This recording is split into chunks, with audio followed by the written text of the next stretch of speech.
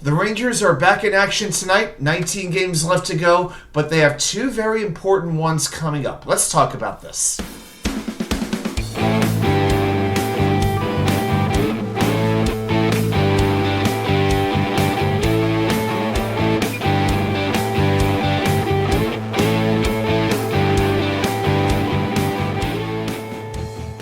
And well, welcome back to New York Sports WickerMedia. I'm Y2K99. Thank you, as always, for taking the time to watch these videos. If you're brand new, welcome aboard. Please like and subscribe. I appreciate all your support. And if you're returning, welcome back. So the New York Rangers, after having 4 days off, are back in action tonight as they travel to the Bell Center to take on the Montreal Canadiens. And then they have a road game this coming weekend against the Buffalo Sabres on Saturday. 19 games left to go in the season. And even though these upcoming games are not against the toughest competition, I think these are two very important games. We're going to talk about that. And I also want to talk a little bit about this team and the adjustments being made and how the roster is changing, going into the last quarter of the season, essentially. So they played their last 5 games, the Rangers did, not having a full arsenal of 18 skaters available. They still won 2 of those games. So, I think there's a lot of Rangers fans who are just a little bit extra down on the team right now, considering they haven't won in the 2 games since Patrick-Kane came along. But I'm not as worried about that right now. Keep in mind, when Vladimirtarasenko came over, it took a couple of games for him to look comfortable. Even though he did score a goal very early on, he didn't register a point for another couple of games. And in the last 3 games, he now has 5 points and is looking like one of the best forwards on the Rangers.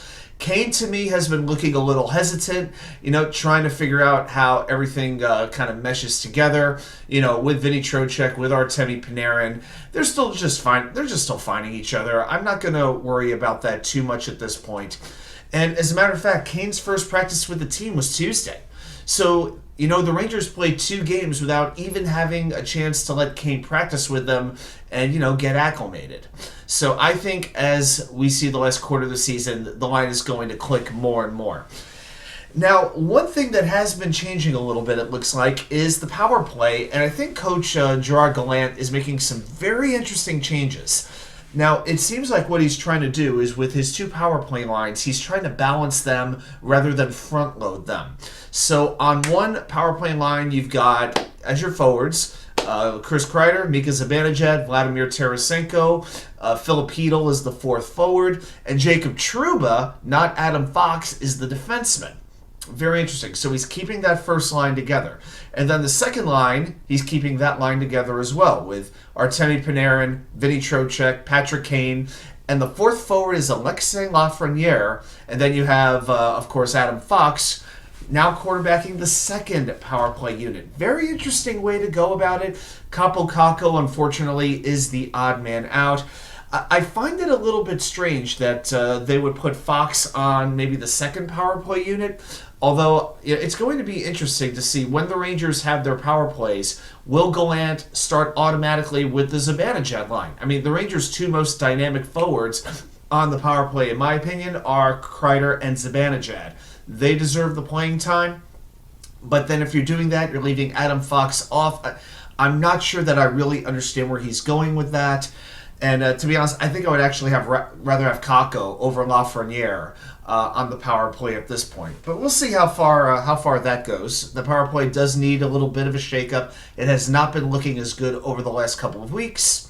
We'll see where that goes. As far as the forwards tonight, it's going to be a toss-up if Tyler Mott can actually play in this game. The Rangers haven't actually come out and say he was diagnosed with a concussion. But if you look at the hit, and I've talked a lot about it, I don't want to rehash my feelings on Austin Watson, but the Rangers did call up Johnny Brodzinski. I would say if Mott can't go, Brodzinski will most likely step into his place on the 4th line with Barclay Goodrow and Jimmy Vesey. But Ryan Lindgren is such an integral part of this defense. We're not expecting him to be back yet. He is skating in a non-contact jersey. I think he's going to have a full practice under his belt before he does return. If he has to miss the next 2 games against Montreal and Buffalo, I can I could deal with it. You want him ready for the Pittsburgh and Washington gauntlet. But the difference Lindgren makes to this defense is paramount. I'm going to break down a number or two for you. So there's a stat called the goals ratio 4. Okay? So basically, Lindgren and Fox are tied for first in the league in terms of goals being on the ice for their team versus goals being on the ice when a goal is scored against their team. Okay, so Lindgren and Fox this season have played together for 812 minutes and 51 seconds. A lot of ice time. They have been on the ice for 39 Rangers goals and 24 goals against. That is tied for first in the league, 61.9%, tied with one of the Devils defensemen, with Siegenthaler and Hamilton, I believe it is. Now, by contrast, with Lindgren out of the lineup, Nico Mikkola has been inserted into Lindgren's pair on the first defensive line with Adam Fox. They have been on the ice for 49 minutes and 52 seconds. In those nearly 50 minutes of ice time, they have been on the ice for 2 goals for and 7 against. The difference is stark. You know, Lindgren is the most responsible defensive defenseman in the Rangers lineup. You know, people talk about the Rangers not having enough grit. Well, you know what? When Ryan Lindgren is not in this lineup, it makes a significant difference. So I don't know when Lindgren is going to be back in this lineup. We know how tough he is and how well he tends to recover from injury, but he is sorely needed on this defense. Now, as far as the team goes, and going into this upcoming schedule, the Rangers have 2 games against teams that are outside the playoff picture right now, in Montreal especially, and Buffalo, who's kind of kicking around. You know, they've made a little bit of noise, but realistically, they're not going to make the playoffs this year. And with the Rangers' upcoming schedule, we talked about this on the last Rangers video. 5 games coming up against Pittsburgh and Washington in a row. Okay, their next 5 games are against those 2 teams who are chasing them for a playoff spot. You know, Pittsburgh is only 6 points back of the Rangers, and both teams have an equal number of games remaining. So those games are enormous. And the Rangers defense has to shore up, and that goes back to Lindgren again. The Rangers in their last 10 games have allowed 4 goals or more in 7 of those 10 games. They are 2-5-1 overall, so they better build up a little bit of a cushion here. They need to beat the teams that they are clearly better than, and Montreal and Buffalo are clearly on that list. Because like we said, after the 5 games against Pittsburgh and Washington, then you've got a home game against Nashville, and then a back-to-back against the Metropolitan Division leading Carolina Hurricanes. I know the Rangers have beaten the Hurricanes twice this season, but that is always a very difficult matchup. So you got to win these 2 games. I want 4 points in these 2 games coming off this break.